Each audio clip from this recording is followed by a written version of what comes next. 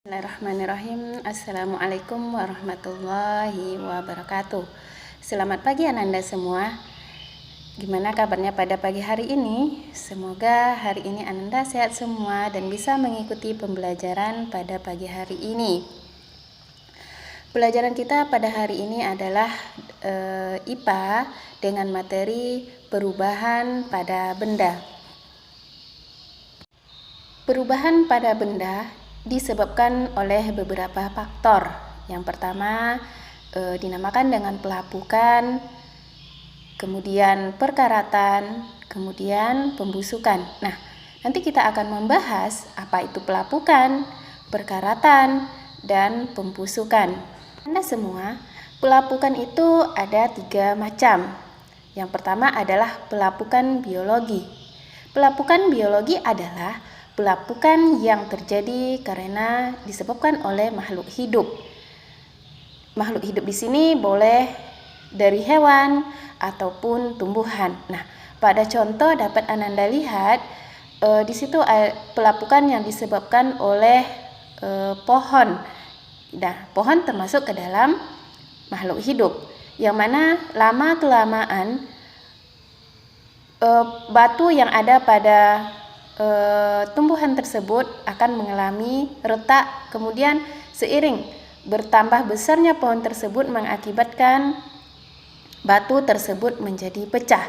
Atau banyak lagi contoh lain yang bisa Ananda jumpai. Contohnya, mungkin ketika Ananda membuka lemari di rumah, Ananda menemukan ada serbuk-serbuk yang mungkin kita tidak tahu, loh kok ada pula tanah di sini. Nah, serbuk itu dihasilkan oleh rayap. Nah, rayap berarti bisa membuat benda menjadi lapuk. Kemudian ada pelapukan fisika. Pelapukan fisika adalah pelapukan yang terjadi karena faktor alam. Nah, faktor alam ini bisa oleh angin, air, ataupun cahaya matahari.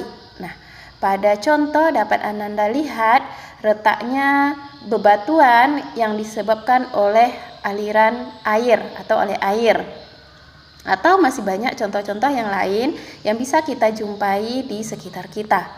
Yang ketiga adalah pelapukan kimia. Pelapukan kimia adalah pelapukan yang terjadi ketika benda-benda bereaksi dengan zat-zat kimia. Contohnya adalah hujan asam, yang mana ketika tumbuhan dikenai oleh hujan asam, maka bisa mengakibatkan tumbuhan tersebut menjadi mati. Ya, perubahan pada benda juga disebabkan oleh perkaratan. Nah, perkaratan ini terjadi jika benda tersebut bersentuhan langsung dengan air dan udara. Contohnya yang ada pada layar HP ataupun laptop Ananda itu adalah rantai yang berkarat. Nah, karat ini ternyata diakibatkan adanya reaksi dari air dan udara. Perubahan pada benda yang terakhir disebabkan oleh faktor pembusukan. Pembusukan terjadi akibat adanya aktivitas jamur dan bakteri. Contohnya, mangga yang pada awalnya bagus atau bisa untuk kita makan, lama-kelamaan jika kita biarkan akan menjadi busuk. Begitu juga dengan stroberi.